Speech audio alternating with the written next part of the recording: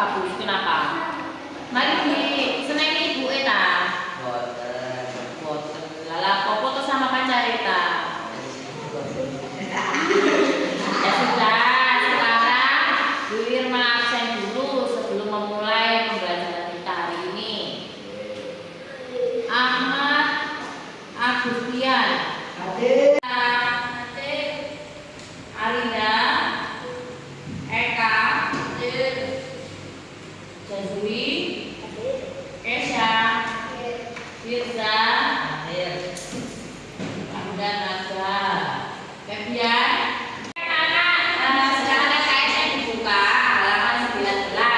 Jadi hari ini kita belajar tentang materi membedah buku bergambar.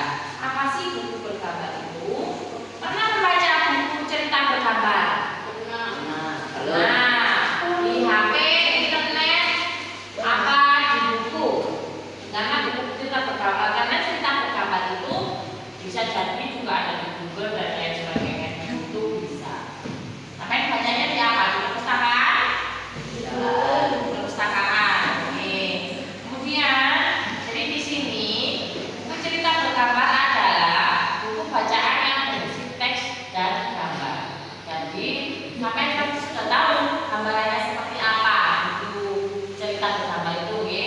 Karena sampai sudah pernah membaca. Di situ ada gambar, kemudian ada teks atau tulisannya untuk memperjelas gambar tersebut. Kemudian yang namanya cerita bergambar, bagaimana sih cara mengatasi supaya sampai itu tidak miskonsepsi? Miskonsepsi itu berarti salah mengartikan dari gambar tersebut. Contohnya misalnya di taman ada seorang anak kecil dan perempuan. Ada yang mengartikan bahwa anak itu sedang bersama ibunya. Ada yang mengartikan sedang bersama bibinya atau pengasuhnya seperti itu. Nah, bagaimana caranya supaya sampai ini tidak salah menilai gambar tersebut? Maka langkah-langkahnya adalah contoh sendiri. Nah, bagaimana cara mengatasi supaya sampai ini tidak salah mengartikan gambar atau tidak miskonsepsi? Atau ada contoh lagi, misalnya ada beberapa anak sedang berada di gambarnya itu berada di hutan kemudian lari-lari seperti itu. Nah, itu kan bisa jadi ada yang mengartikan bahwa anak itu sedang bermain lari-larian. Bisa jadi ceritanya itu anak itu sedang ketakutan, makanya dia lari. Nah, bagaimana cara mengatasi supaya sampai tidak mempersalahkan? Maka sampai harus mengamati gambarnya dengan cermat, dengan baik, dengan jelas seperti itu. Kemudian setelah mengamati barulah langkah selanjutnya dan teksnya seperti itu. Banyak sekali langkah-langkah untuk mengatasi miskonsepsi. Kemudian di sini saya jelaskan perpaduan antara gambar dalam bacaan itu akan lebih menarik. Buku cerita bergambar sering banyak ditemukan dalam buku fiksi. Buku fiksi itu apa? Cerita hayalan. Hayalan itu berarti apa? Tidak nyata. Kalau menghayal, misalnya sampai itu berhayal menjadi ibu peri. Nah, itu kan yang namanya ibu peri pasti tidak nyata. Ada tak manusia bisa terbang? Karena yang dibayangkan sampai ibu peri itu pasti bisa terbang. Hayalan itu sesuatu yang tidak nyata. Kemudian contoh cerita hayalan atau cerita fiksi, salah satunya dongeng. Paham dongeng? Kemudian fabel. Fabel itu cerita atau menceritakan tentang binatang. Misalnya ceritanya itu tentang gajah, tentang jerapah, itu yang disebut fabel. Kemudian legenda dan lain sebagainya. Nah, kemudian gambar-gambar dalam buku cerita akan menambah minat baca seseorang, ya. Biasanya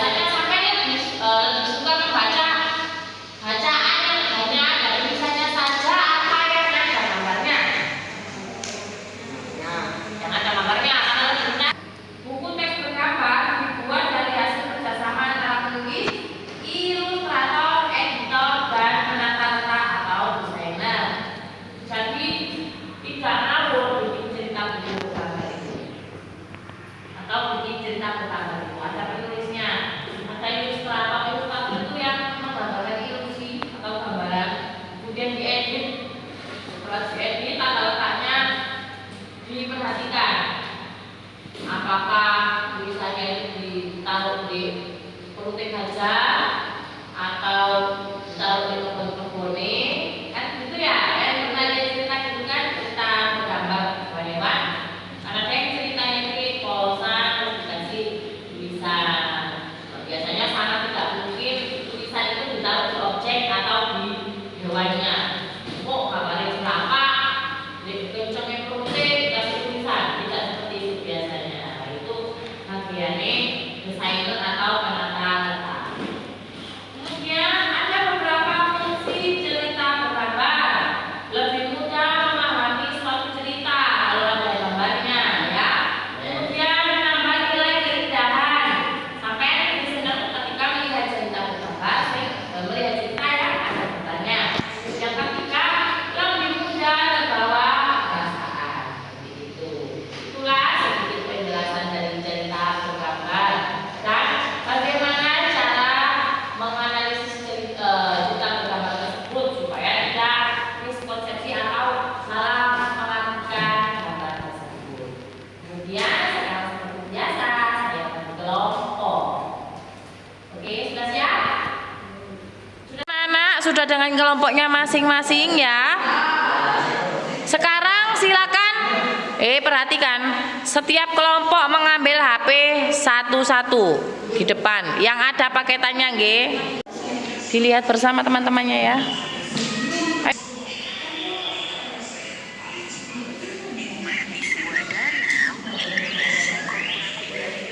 Sudah selesai diskusinya?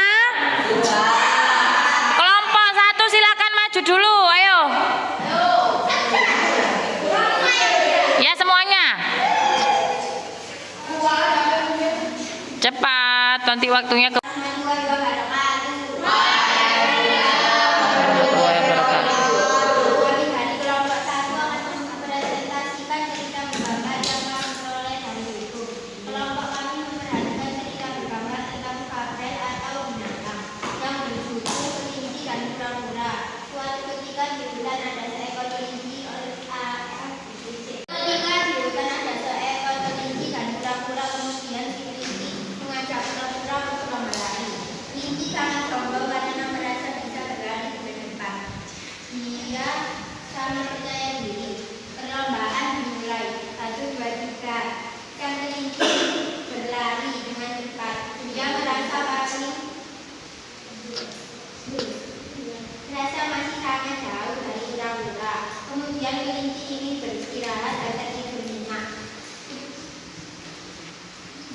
kelinci tertidur, lewatnya si kura-kura dan akhirnya kelinci kalah.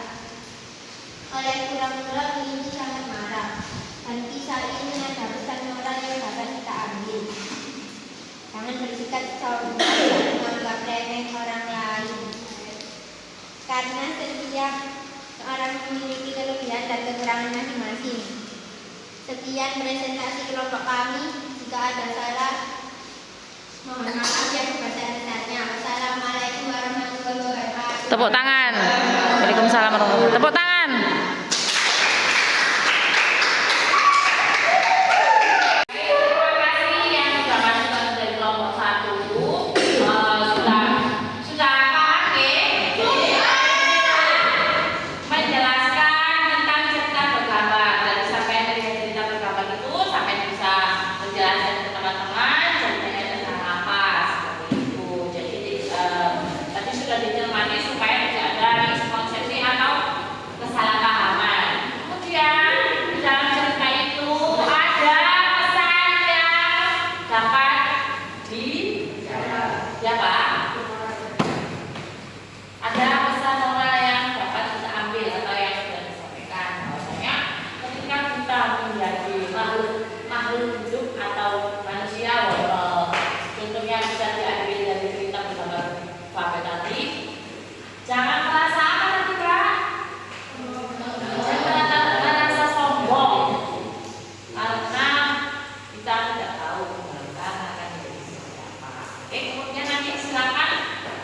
di LKS itu ada refleksi, apakah sampai sudah paham tentang cerita perkabar, kemudian apakah sampai sudah memahami ciri-cirinya dan lain sebagainya. Nanti kalau diisi, kalau sudah mengerti ya berarti diisi cerita seperti itu ya. Paham anak-anak? Oke, pembelajaran hari ini cukup karena versi sudah berbunyi. Terima kasih. Mohon maaf.